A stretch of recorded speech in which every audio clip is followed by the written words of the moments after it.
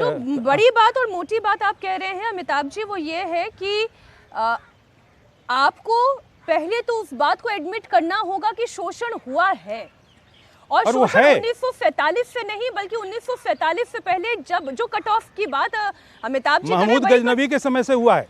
बिल्कुल 11वीं शताब्दी से वो ये बात कह रहे हैं, 9वीं शताब्दी से हुआ है।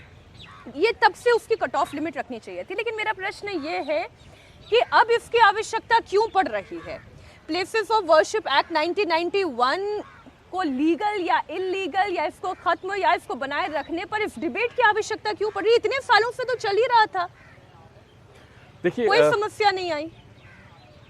नहीं, समस्याएं तो हैं, समस्याएं इनबिल्ट हैं। जो अभी बात हुई ना कि हम अगर अपनी हिस्टोरिकल रूट्स को तलाशना चाहते हैं ठीक से, हमारी पीढ़ियों को इस देश का कम से कम गौरवशाली वैभवशाली इतिहास पता चले, कम से कम उनको ये पता चले कि किस तरह का संघर्ष हुआ। अगर हिस्टोरिकली हम केवल रिक्लेम करना चाहते हैं और अपने सही सच्चे और प्रामाणिक इतिहास को अपनी पीढ़ियों के सामने रखना चाहते हैं, तो इसमें किसी को समस्या क्यों हो रही है?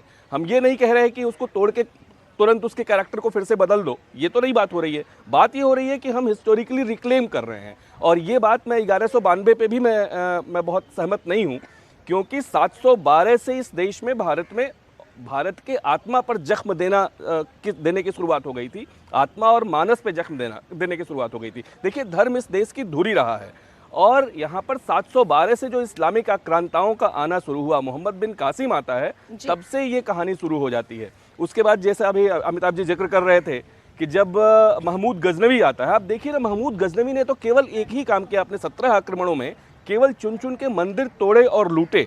नागरकोट पे हमला किया तो वहाँ पर माँ वज्रेश्वरी देवी की प्रतिमा को खंडित किया और वहाँ को लूटा। हिमाचल में भगवान जो अपना कृष्ण भगवान का मंदिर है उसको लूटा, जिसके लिए क्या गजब का विवरण देता है उसका अल उतबी, जो उसका मीर मुंशी है, वो लिखता है, उस मंदिर की भव्यता बताता है। एक बार और मैंने आपसे 2-3 साल पहले चर्चा की थी इस बात की कि 200 साल लगेगा इसको बनाने में, अगर आज बनाया जाए तो। किताबुल यामिनी में लिखता है, और 10 करोड़ की दीनार खर्च होगी। उसको तोड़ता है, और उसके बाद से ये सिलसिला थमा नहीं मीनाक्षी जी, ये लगातार चलता रहा। तो अगर हम उसको हिस्टोरिकली रिक्लेम करना चाहते हैं, 1192 के बाद तो बाढ़ आ गई। आप सोचिए कि क्या स्थिति थी, या उसके पहले भी 1033 में नियाल तिगिन और सैयद सालार मसूद गाजी, जो महमूद गजनवी के रिश्तेदार भी थे और उसके सिपह सालार थे, वो जिस तरह से पश्चिमी उत्तर प्रदेश को रौंदते हुए काशी तक पहुंचते हैं और मंदिरों को तोड़ते हैं, अयोध्या पे जिस तरह का हमला करता है जाके सैयद सालार मसूद गाजी, ये सब जो इस देश के हृदय को जख्मी किया गया, अगर उसको आज ठीक करने की बात हो रही है। आप सोचिए ना कि पहला शासक होता है कुतुबुद्दीन ऐबक। सर कहाँ तक ठीक करेंगे, कैसे ठीक करेंगे? अयोध्या को लेकर आज अगर असदुद्दीन ओवैसी ये कहते हैं कि आपने अयोध्या ले ली, आपने मथुरा पर दावा कर दिया, आपको ज्ञान वापी भी चाहिए, अब आपको संभल भी चाहिए, शाही जामा मस्जिद भी नहीं चाहिए, ऐसे करके तो आप प्लेसेस ऑफ वर्शिप एक्ट 1991 का कोई औचित्य ही नहीं रहा, फिर तो सब कुछ ले लीजिए आप, और कब तक लेते रहेंगे? जी, मैंने हमेशा से अभी शुरू में ही कहा और हमेशा से कहता हूँ, ये मसला हिंदू मुस्लिम का नहीं है।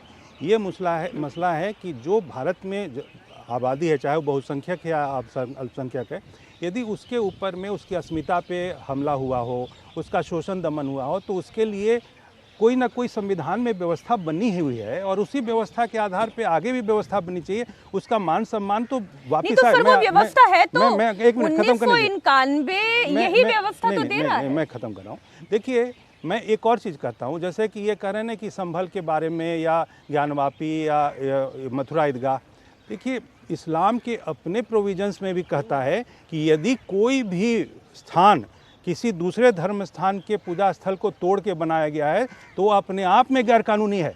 तो क्या आप कुरान को के खिलाफ हैं?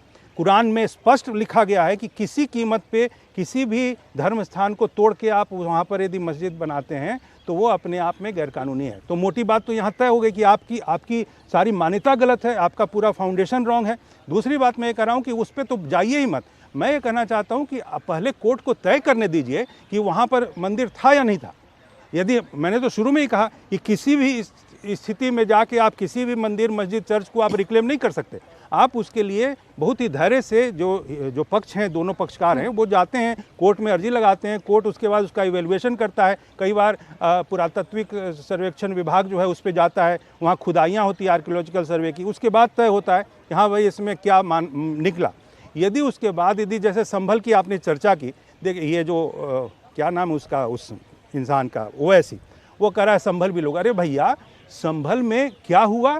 कोर्ट के आदेश पे यदि मान लिया हो रहा है तो आप तो किसी को नहीं मानते, आप तो अनार्किस्ट हो, अराजक हो। तो आपके यहाँ जो कहा गया है आप उसके सही मतलब जिसको आप कह सकते हो ना कि फॉलोअर हो, कि हम किसी को नहीं मानेंगे जी। कोई कानून, कोई संविधान नहीं है जब तक कि हमारा अपनी बात हमारी सही नहीं हो रही है। ये तो मतलब गैर कानूनी नहीं है, ये अराजकता है। नहीं, इसी का तो हवाला सर, क्योंकि कानूनी पहलू आप ये समझाइए ना। प्लेसेस ऑफ वर्शिप एक्ट, इसलिए तो वे कह रहे हैं कि प्लेसेस ऑफ वर्शिप एक्ट लाया ही इसलिए गया था कि अब अयोध्या जैसा कोई और दूसरा विवाद खड़ा ना हो। नहीं, एक चीज बताइए, कैरेक्टर को ना बदला जाए। कैरेक्टर, आपने अश्विनी उपाध्याय का क्लिपिंग भी तो दिखाया ही है। देखिए, कैरेक्टर और नेचर में फर्क होता है।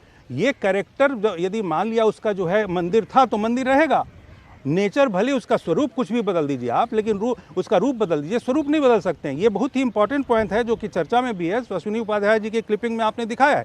और दूसरी बात यह है कि ये कोर्ट को तय करने दीजिए ना कि वहाँ पर वो कोई मस्जिद था या मंदिर था। उसके बाद यदि कुछ कोर्ट तय करती है तो आपको उसका सम्मान करना चाहिए। आप तो सीधा तलवार लेके भिड़ जाते हो जी। ये तो मतलब आपको कानून पे भी भरोसा नहीं है। आप यदि सिर्फ बल का प्रयोग करोगे। और मैं अंतिम बात करना चाहता हूँ मीनाक्षी जी, देखिए, यदि कुछ गलत हुआ, न्याय हुआ है, यदि मंदिर तोड़े गए हैं, और वो मंदिर इसलिए नहीं तोड़े गए थे सिर्फ धार्मिक आधार पे, उनको शोषण करने के लिए मानसिक रूप से उसको तोड़ा गया था, तो वही चीज़ तो दलितों के साथ भी हुआ है। तो उसके लिए तो आरक्षण दिया जा रहा है, उसके लिए आप आरक्षण दोगे क्योंकि उनका आत्मसम्मान वापस आए, उनको मुख्य धारा में शामिल करो। लेकिन जिनके मंदिर तोड़े गए और जिनको मानसिक रूप से शोषण किया गया, उनके ऊपर में मानसिक अत्याचार हुआ, फिजिकल अत्याचार हुआ, उसके लिए क्या संविधान कोई गारंटी नहीं देगी? आप यदि 1990 एक्ट लेके आ जाते हो और वो कानून के खिलाफ है तो उसको हटना चाहिए।